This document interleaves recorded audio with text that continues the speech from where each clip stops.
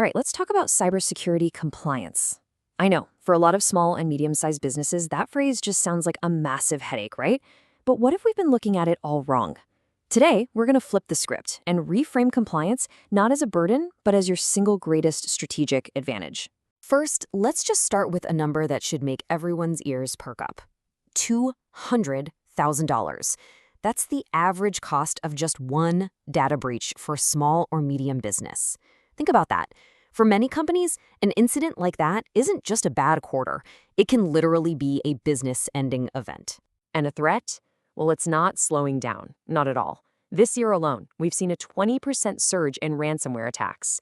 The digital world is just getting more and more dangerous, and attackers are getting smarter, which means our defenses have to get a whole lot smarter too. So yeah, the stakes have never been higher. This isn't some abstract threat anymore. Ignoring cybersecurity is a direct risk to your money, your reputation, and your company's future. It's just not an option to look the other way. And here's the interesting twist. It's not just the bad guys you have to worry about. Governments are seriously stepping up their game. We're seeing all these new regulations, new export controls. Basically, the pressure to be secure and compliant is coming at you from all sides now. Which brings us to the core idea here. It is time to shift our entire mindset.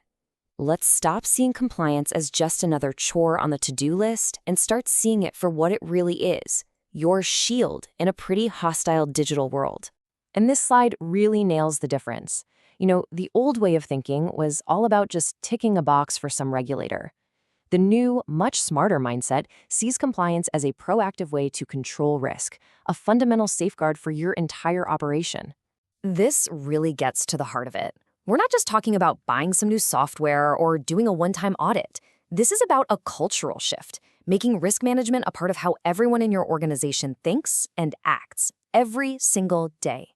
So what do we actually mean by proactive compliance? Well, think of it as a living, breathing framework.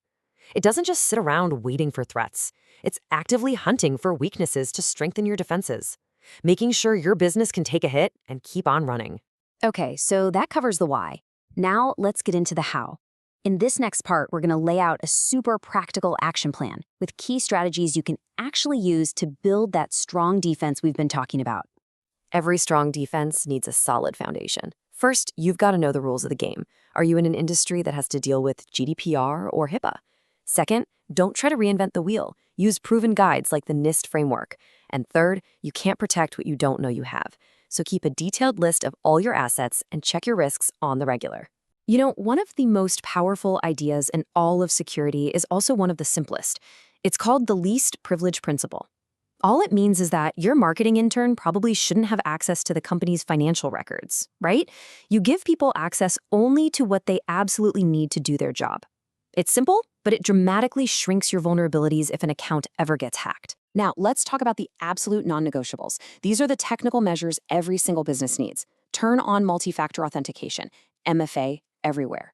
That little extra code from your phone stops the vast majority of account takeovers. Keep your software patched. It's like locking your doors at night. Encrypt your sensitive data, so even if it's stolen, it's just gibberish. And of course, have modern antivirus on every single device. Here's another key concept, data minimization. The logic here is incredibly simple. You can't lose what you don't have. So the goal is to collect only the data you absolutely need from your customers. And just as important, have a system to securely get rid of it once you're done with it. It lowers your risk, and it's a huge part of most privacy laws. Okay, we've covered technology, we've covered policy, but none of it works if we don't address the human element. Your employees, they can be your single biggest security weakness, or if you do it right, your most powerful line of defense. And this chart just says it all, doesn't it? An untrained team is a high-risk team, period. They're way more likely to click on a phishing email or fall for a social engineering trick. But a team that gets regular, engaging training on how to spot this stuff, they transform from a liability into a vigilant human firewall, and that drastically lowers your overall risk. All right, we've laid out the strategy and the tactics. Now let's pull it all together. This final section is all about turning these ideas into a continuous practice that makes your business truly, truly resilient. So here it is, your takeaway checklist. 5 clear, actionable steps you can start working on today. 1. Figure out where your compliance gaps are. 2. Put a real risk assessment process in place. 3. Lock down all your access controls. 4. Train your people. And 5. Have a plan for when things go wrong and actually practice it. And looking ahead, remember, this is not a one-and-done project. Your next steps are about creating a cycle of constant improvement.